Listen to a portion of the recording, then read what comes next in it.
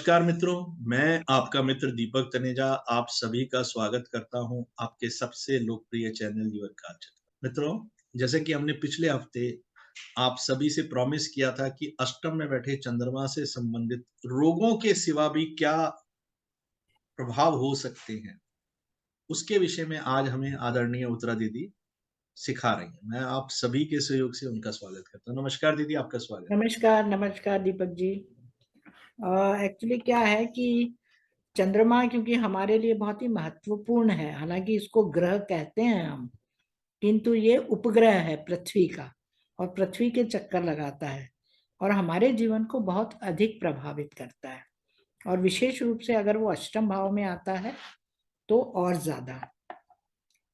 जैसा कि मैंने कहा कि चंद्रमा एक उपग्रह है, चंद्रमा एक स्त्री ग्रह भी है, ये भी है, और प्रतिदिन परिवर्तित होता है। करीब करीब 13 डिग्री ये जो है आगे बढ़ जाता है प्रतिदिन।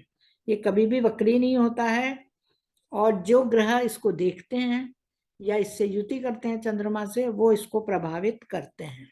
चंद्रमा जो है हमारी कुंडली में मन और मति का कारक है। कुल मिलाकर सौर मंडल में ज्योतिष शास्त्र के हिसाब से आप लोग जानते ही हैं कि 7 ग्रह हैं राहु केतु को छोड़कर, जिसमें चंद्रमा को भी माना गया है। लेकिन इसको हम मान लेते हैं कि भाई ये ग्रह है, उपग्रह होते हुए भी। अब हम ये आ जाते हैं, हमारा जो मेन उद्देश्य है कि चंद्रमा की अष्टम भाव में स्थिति और विभिन्न लग्न वाले जातकों के लिए हम इसको मेष लग्न से शुरू करेंगे कि मेष लग्न वाले जातकों के यदि अष्टम भाव में चंद्रमा आता है तो वो किस राशि में रहता है और किन नक्षत्रों में रहता है और किस प्रकार के फल देता है। तो मेष लग्न वालों के लिए चंद्रमा चतुर्थ भाव का स्वामी होकर अष्टम भाव में जाता है, तो एक तो वो नीच का होता है वृश्चिक राशि में। नंबर 2, हर राशि में जैसा कि आप लोग जानते हैं 3-3 नक्षत्र हैं, कोई भी हो, चाहे उनके चरण कम हो सकते हैं। तो इस राशि में भी 3 चरण है, 3 नक्षत्र हैं। वृश्चिक राशि में सबसे पहले है गुरु का नक्षत्र विशाखा, उसके बाद शनि का नक्षत्र अनुराधा, और जो ज्येष्ठा के चारों चरण जो है बुध का नक्षत्र है ना। अब हम इन अलग अलग नक्षत्रों में चंद्रमा यदि स्थित हो अष्टम भाव में तो कैसे फल देगा। गुरु का लेते हैं हम सबसे पहले। विशाखा नक्षत्र का स्वामी गुरु है, चतुर्थ चरण है। मेष लग्न वाले जातकों के लिए गुरु 9वें और 12वें भाव का स्वामी है, आप सभी जानते हैं, जो कि उच्च शिक्षा में सहायक होता है। 9वां और 12वां दूर भी जाने का। लेकिन गुरु की महादशा तो उसकी बचपन में ही निकल जाती है, उसका जन्म ही चंद्रमा में, चंद्रमा जिस नक्षत्र में होगा उसी की महादशा चलेगी, तो उसकी गुरु की महादशा बचपन में निकल जाती है। अतः चंद्रमा जो है अपनी अंतरदशाओं में विदेश यात्राएं या दूर की यात्राएं या लंबी यात्राएं देता है, लेकिन उसे परेशानियां भी उठानी पड़ती हैं क्योंकि वो अष्टम भाव में है और चतुर्थ भाव का स्वामी भी है। परिवार से अलग हो जाता है क्योंकि चतुर्थ भाव से जुड़ा हुआ है। पिता अस्पताल में भर्ती हो सकते हैं या जमीन जायदाद घाटे में बेचनी पड़ती है। ये परिणाम हमें यदि चंद्रमा अष्टम भाव में हो, वृश्चिक राशि में हो और विशाखा नक्षत्र में हो। अब आ जाता है अनुराधा नक्षत्र, जो कि शनि का नक्षत्र है। मेष लग्न वालों के लिए शनि जो है दशम और एकादश भाव का स्वामी है, बहुत बढ़िया। और इसका भाव जो है शनि इनके लिए अच्छा ग्रह माना गया है, अच्छे फल देता है। चतुर्थ भाव का स्वामी चंद्रमा यदि अष्टम भाव में शनि के नक्षत्र में आता है तो एक तो व्यक्ति को विरासत से जमीन या जायदाद मिल सकती है, चाहे विरासत से मिले चाहे वसीयत से मिले, ये मिलने की पूरी संभावना रहती है। व्यक्ति बीमा कंपनी में काम कर सकता है, निगम में, वो माइंस में भी काम कर सकता है क्योंकि 10वें 11वें भाव से तो जुड़ा ही हुआ है। अच्छे सरकारी भवनों में रहता है, अच्छे दामों पर जमीन खरीदता है और जीवन का आनंद भी उठाता है, और उसमें उसके मित्रों का प्रभाव भी काम करता है। एक तरह से अष्टम भाव में शनि के नक्षत्र में स्थित चंद्रमा मेष लग्न वालों के लिए अपनी दशा अंतरदशा में अच्छे फल दे देता है। अब आता है ज्येष्ठा नक्षत्र, जिसका स्वामी बुध है। यदि चतुर्थ भाव का स्वामी चंद्रमा अष्टम भाव में बुध के नक्षत्र में हो तो व्यक्ति को शत्रुता का भय सदैव बना रहता है। शत्रुता का भय, क्योंकि बुध तीसरे और छठे भाव का स्वामी है। व्यक्ति रोगी रहता है क्योंकि छठा भाव भी जुड़ गया। सदैव घर बदलता रहता है क्योंकि तीसरा भाव जुड़ा हुआ है। और ऋणी भी रहता है, मतलब उसको उधार भी लेना पड़ता है बीच बीच में, और वो ऋण लेकर ही वाहन खरीदता है लोन पर, जैसा कि हम जानते हैं आजकल, और किस्तें चुकाता रहता है। ये है बुध के नक्षत्र ज्येष्ठा में स्थित चंद्रमा के फल। वृषभ लग्न आ गई, मेष लग्न समाप्त हो गए। वृषभ लग्न में भी 3 नक्षत्र हैं, क्योंकि यहाँ पर मेष वृश्चिक राशि में पूरे नक्षत्रों का सीरीज खत्म हो गया, इसलिए वृषभ लग्न में चंद्रमा तीसरे भाव का तो स्वामी होता, लेकिन अष्टम भाव में क्या होता है, धनु राशि आ जाती है ना। तो वृषभ लग्न वालों के लिए चंद्रमा तीसरे भाव का स्वामी होकर अष्टम में जाता है, तो वो धनु राशि में रहता है। और धनु राशि में कौन कौन से नक्षत्र हैं? मूल नक्षत्र, पूर्वाषाढ़ा नक्षत्र शुक्र का, और उत्तराषाढ़ा नक्षत्र का एक चरण, ये हो गया। अब हम देखते हैं इन तीनों नक्षत्रों में स्थित होकर वो किस प्रकार के फल देगा।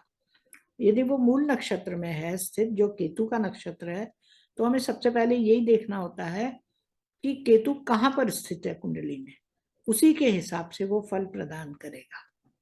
जहां पर होगा अच्छे शुभ भाव में होगा तो कुछ शुभ फल देगा, अन्यथा अष्टम भाव में होते हुए वो केतु भी यदि खराब भाव में है, दूर स्थान में है, तो और खराब और मानसिक रूप से संतप्त रखेगा व्यक्ति को।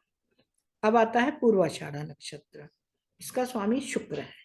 यदि चंद्रमा अष्टम भाव में शुक्र के नक्षत्र में हो तो वह धन कमा सकता है, क्योंकि शुक्र यहाँ लग्न का स्वामी होकर छठे भाव का स्वामी भी है। अच्छी वित्तीय स्थिति के साथ वह किसी शो को चलाने के लिए धन का प्रबंध भी कर सकता है।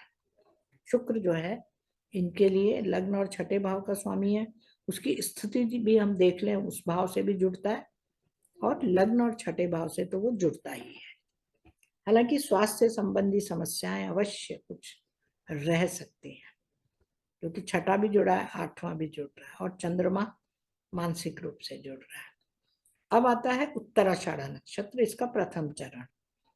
इस भाव का तृतीय भाव का स्वामी होकर चंद्रमा यदि चतुर्थ भाव के स्वामी सूर्य के नक्षत्र में, सूर्य यहाँ चतुर्थ भाव का स्वामी है, तो उसके नक्षत्र में हो, सूर्य के नक्षत्र में, तो जमीन जायदाद के बिकने जैसा फल देता है, क्योंकि ये तो तृतीय भाव का स्वामी है और सूर्य जो है वो जमीन जायदाद बताता है, चतुर्थ भाव का स्वामी होकर।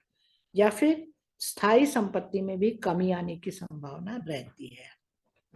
माता अथवा वाहन की तरफ से कोई परेशानी आ सकती है, चतुर्थ भाव जुड़ा हुआ है इसलिए।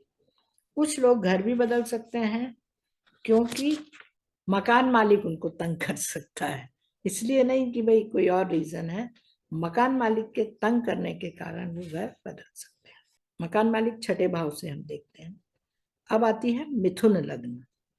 मिथुन लग्न में जो है चंद्रमा द्वितीय भाव का स्वामी है, और यदि अष्टम भाव में जाता है तो वो मकर राशि में आता है, और मकर राशि में सूर्य का नक्षत्र सबसे पहले, फिर चंद्रमा का नक्षत्र। सूर्य का नक्षत्र जो है उत्तराषाढ़ा, फिर चंद्रमा का नक्षत्र जो श्रवण, और फिर धनिष्ठा नक्षत्र जो मंगल का है। तो सूर्य के नक्षत्र में है तो सूर्य तृतीय भाव का ही स्वामी है इनके लिए, अतः छोटे भाई बहनों द्वारा हानि, क्योंकि ये खुद द्वितीय भाव का स्वामी है और सूर्य तृतीय भाव का स्वामी है। तृतीय भाव के व्यक्तियों का व्यय भाव जो है इनका सेकेंड हाउस है, और तो मतलब इनका धन खर्च हो रहा है उनके लिए, अपने भाई बहनों के लिए। अतः छोटे भाई बहनों द्वारा धन हानि देता है। वो छोटी मोटी यात्रा करेगा तब भी उसे परेशानी होगी थोड़ी बहुत। विशेष रूप से वो कभी कभी पुस्तकों के संपादन में या फिर सरकारी अफसरों द्वारा सामने पकड़ लिए जाने पर भी परेशान हो सकता है। और इसके अतिरिक्त बस स्टैंड, रेलवे स्टेशन या रेलवे में भी वो पकड़ाया जा सकता है। तृतीय भाव का है ये, क्योंकि सूर्य जो है तृतीय भाव का स्वामी है। अब आता है श्रवण नक्षत्र। श्रवण नक्षत्र जो है चंद्रमा का ही नक्षत्र है और चंद्रमा द्वितीय भाव का स्वामी है और द्वितीय अष्टम भाव में आ गया है, तो अचानक बिना मेहनत के धन लाभ देता है। सेकेंड हाउस का स्वामी यदि अष्टम भाव में आता है तो बिना मेहनत का धन लाभ देता है, पर स्वास्थ्य में गड़बड़ी चलती है, मतलब शारीरिक स्वास्थ्य भी और मानसिक स्वास्थ्य भी, क्योंकि मन का भी इसका प्रभाव मन पर भी पड़ता है। अब आता है धन का, धनिष्ठा नक्षत्र। इसका स्वामी है मंगल। ये द्वितीय भाव का स्वामी है चंद्रमा यहाँ पर इनके लिए, और धनिष्ठा नक्षत्र का स्वामी जो है वो मंगल, वो इनके लिए मिथुन लग्न है, इसलिए छठे और 11वें भाव का स्वामी है। तो मंगल छठे और 11वें भाव का स्वामी होकर इन्हें सफलता दिलवाता है केस वगैरह में। और कभी कभी लेकिन ऐसा भी होता है कि कोई लंबा चलने वाला रोग भी इन्हें मिल जाता है, क्योंकि ये छठे भाव से भी जुड़ा हुआ है। और पर वो मंगल की महादशा या अंतरदशा में ही होता है, और मंगल की ही महादशा में या अंतरदशा में वो ठीक भी हो सकता है, क्योंकि एक तरफ छठे भाव के कारण रोग देता है और दूसरी तरफ वो 11वें भाव का स्वामी होकर स्वस्थ भी कर देता है। दोनों तरह के रिजल्ट इनको मिलते हैं। अब आती है कर्क लग्न। कर्क लग्न वालों को चंद्रमा क्या किस प्रकार के फल देता है, क्योंकि चंद्रमा लग्न का स्वामी ही है ये, और लग्न का स्वामी अष्टम भाव में जाता है तो वो कुंभ राशि में होता है, और कुंभ राशि में मंगल के 2 नक्षत्र और राहु के नक्षत्र पूरे और गुरु के नक्षत्र जो है उसके पुनर्वसु नक्षत्र के 3 चरण। तो सबसे पहले हम देखते हैं कि चंद्रमा धनिष्ठा नक्षत्र में किस प्रकार के फल देता है अष्टम भाव में। तो ये अष्टम भाव में मंगल जो है, मंगल के नक्षत्र में स्थित चंद्रमा जो है वो मंगल यहाँ पर पंचमेश और दशमेश होता है। यहाँ पर पंचमेश और दशमेश है, वहां छठा और एकादश। तो इसमें मंगल के दो चरणों में ये होता है चंद्रमा, और पंचमेश पंचम और दशम भाव के फल देता है। तो उसके कारण इनको जो है मंगल राजयोग कारक ग्रह माना गया है, पंचमेश और दशमेश, और अच्छे परिणाम देता है। लेकिन जातक के मंगल की जो दशा है, यदि उसका चंद्रमा मंगल के नक्षत्र में है तो बचपन में ही निकल जाती है। वही आती है समस्या कि जो नक्षत्र फेवरेबल रहते हैं उनकी दशा, क्योंकि उसी में वो जन्म लेता है, तो बचपन में निकल जाती है और बचपन में अच्छे परिणाम मिल जाते हैं। लेकिन जब भविष्य में चंद्रमा की महादशा आएगी, अंतरदशा ही आएगी या महादशा आएगी, महादशा फिर एंड में आएगी चंद्रमा की, जीवन के अंत में, अब कब आएगी कुछ पता नहीं है। तो अंतरदशाओं में उनको अच्छे फल प्राप्त होते हैं, वो लाभदायक सिद्ध होता है। इसके बाद आता है राहु का नक्षत्र। राहु का जो नक्षत्र है कुंभ राशि में वो है शतभिषा। शतभिषा नक्षत्र राहु का है जैसा कि हमने कहा, और ये शतभिषा नक्षत्र में यदि होता है चंद्रमा, सुस्थापित नहीं हो राहु कुंडली में, कुंडली में राहु को देखना पड़ता है हमें, तो यदि राहु वेल प्लेस्ड नहीं है और शुभ भावों का सूचक भी नहीं है तो चिंता परेशानी और दुख ही देता है। अगर बचपन में आ जाती है तो महादशा में, जितने भी महादशा बची हुई है उसमें कष्ट पाता है, स्वास्थ्य संबंधी समस्याएं बहुत बनी रहती हैं। ऐसी बीमारियां होती हैं शिशु अवस्था में कि समझ में नहीं आती हैं, क्योंकि राहु भटकाता है, तो राहु अजीब अजीब सी बीमारियां देता है। इसके बाद आता है पूर्वाषाढ़ा नक्षत्र। इसके 3 चरण आएंगे कुंभ राशि में। तो कर्क लग्न वालों के लिए चंद्रमा यदि पूर्वाषाढ़ा नक्षत्र में, पूर्वा भाद्रपदा नक्षत्र में सॉरी हो, तो यहाँ पर गुरु जो है कर्क लग्न वालों के लिए, कर्क लग्न है चूंकि इसलिए छठे और 9वें भाव का स्वामी है। कर्क लग्न वालों के लिए बहुत अच्छा नहीं है, भाग्येश हम कह सकते हैं, लेकिन छठे और 9वें भाव का स्वामी है, अतः यह सफलता देता है, पर काफी संघर्ष के पश्चात, और उससे स्वास्थ्य भी प्रभावित होता है, क्योंकि छठे भाव का स्वामी है, चिंता बढ़ाता है, शत्रु बढ़ाता है, लेकिन चुनाव और प्रतियोगिता में जीत जाता है। चिंता जरूर बढ़ाएगा, स्वास्थ्य भी बिगाड़ेगा। पार्टनर या जीवन साथी को हानि होती है, क्योंकि पार्टनर के लिए वो 12वें भाव का स्वामी होता है, और या अपने हार्ड लक से भी परेशान होना पड़ता है। लक साथ नहीं देता है उसके पार्टनर का, या फिर उसे अस्पताल में भर्ती होना होता है, क्योंकि उसका पार्टनर का 12वां भाव होता है, छठा भाव, और तीसरा भाव होता है 9वां भाव। अब आ जाती है हमारी सिंह लग्न। सिंह लग्न वालों के लिए चंद्रमा द्वादश भाव का स्वामी होकर अष्टम में जाता है। ये अच्छा नहीं है। मीन राशि में हो जाता है वो एक तो, और जहां पर नक्षत्र जो है पूर्वाषाढ़ा नक्षत्र का एक चरण, गुरु का जो है उत्तरा भाद्रपदा शनि के नक्षत्र के 4 चरण, और रेवती नक्षत्र जो है बुध का, उसके 4 चरण होते हैं। अब पूर्वा भाद्रपदा नक्षत्र कौन, सबसे पहले देख लेते हैं। चंद्रमा द्वादश भाव का स्वामी होकर अष्टम भाव में जाएगा और गुरु के नक्षत्र में होगा। तो गुरु जो है सिंह लग्न वालों के लिए पंचमेश और अष्टमेश है। वो एक तरफ पंचम, लेकिन पंचम भाव और अष्टम भाव जातक को बहुत अच्छे फल नहीं देता, बहुत परेशानियां देता है। उसके पार्टनर्स को या उनके बिजनेस पार्टनर्स को ही फायदा देता है, और उसके पार्टनर के मध्य जो है मतभेद भी बने रहते हैं। पार्टनर सारे मतभेदों में जीत जाता है, और इस व्यक्ति को जो है हारना पड़ता है। उससे लिया हुआ ऋण, जब तक उससे लिया हुआ, उससे ऋण ले रखा होता है उसने, वो उसे लौटाता है। उसे शेयर मार्केट का भाग देना पड़ता है उसको, मतलब काफी उसको देना पड़ जाता है। पत्नी का स्वास्थ्य अच्छा नहीं रहता है ना, हालांकि वो खूब कमाती है, लेकिन स्वास्थ्य ठीक नहीं रहता, और चल अचल संपत्ति और हीरे जवाहरात ये खरीदती है। तो उसके लिए तो गुरु अच्छा है, गुरु का नक्षत्र में चंद्रमा का होना, क्योंकि इसके लिए जो 12वां भाव है वो छठा भाव भी होता है, तो कमाना भी दिखता है, और लाभ भाव पंचम भाव है तो दिख जाता है, तो उसको लाभ होता है, लेकिन जातक को लाभ नहीं होता। अब आता है उत्तरा भाद्रपदा नक्षत्र। इसका स्वामी है शनि। द्वादश भाव का स्वामी होकर चंद्रमा अष्टम भाव में जाए और शनि के नक्षत्र में जाए, और वो भी सिंह लग्न वालों के लिए आई है, तो सबसे पहले तो उसकी आयु में कमी आती है। शनि सिंह लग्न वाले जातकों के लिए छठे और 7वें भाव का स्वामी होता है, और इसलिए अच्छे परिणाम नहीं मिलते। शनि का नक्षत्र यहाँ पर, और उसमें चंद्रमा की स्थिति द्वादश भाव की अच्छी नहीं है। व्यक्ति लंबी चलने वाली बीमारियों से ग्रस्त रहता है। हालांकि वो उसका जन्म जो है शनि की महादशा में ही हुआ है, पर कितने वर्ष बचे हुए हैं वो देखने वाली बात होती है। और आगे भी चलकर चंद्रमा का अंतर जब भी आता है किसी भी दशा में, तब भी उसको अस्पताल में रहना पड़ सकता है। व्यापार में जो है भागीदारी जो है, और घर में पत्नी द्वारा उसे हानि हो सकती है। गैर जरूरी खर्चे होते रहते हैं उसके, जिनकी आवश्यकता नहीं रहती, लेकिन उसे करने पड़ सकते हैं।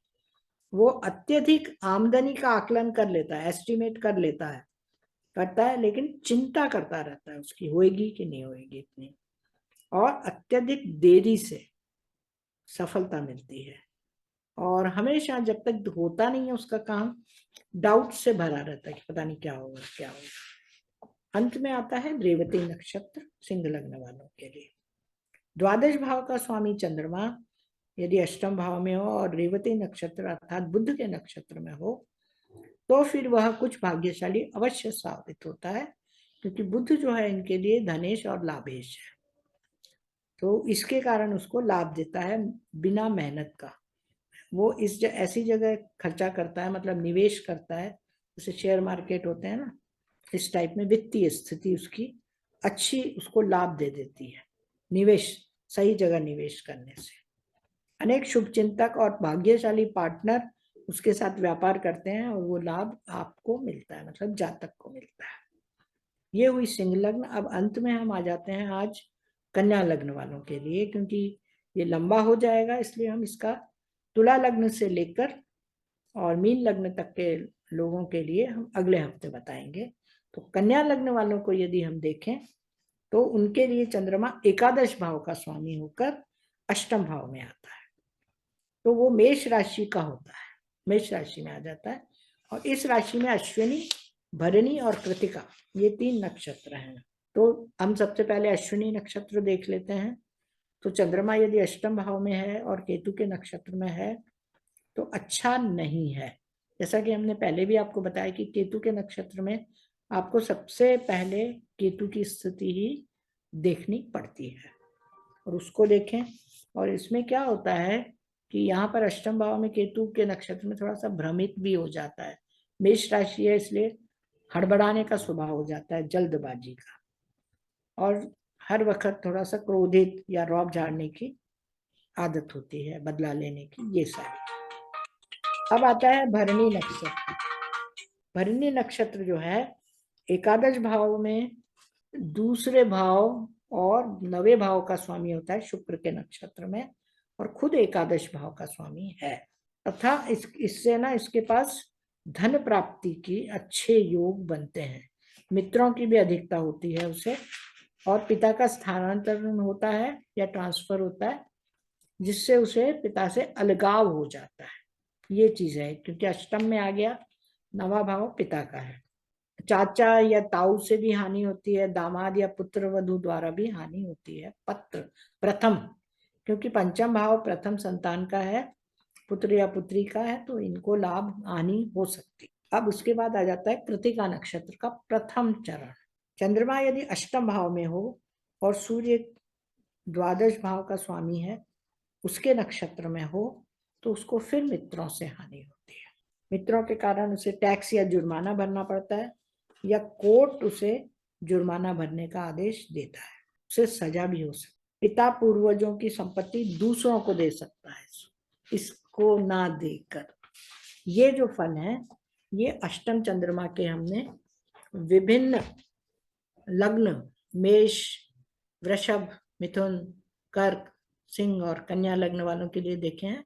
अगले हफ्ते हम तुला लग्न से लेकर मीन लग्न वाले जातकों के बारे में अष्टम भाव में स्थित चंद्रमा के विभिन्न नक्षत्रों में फल को देखेंगे।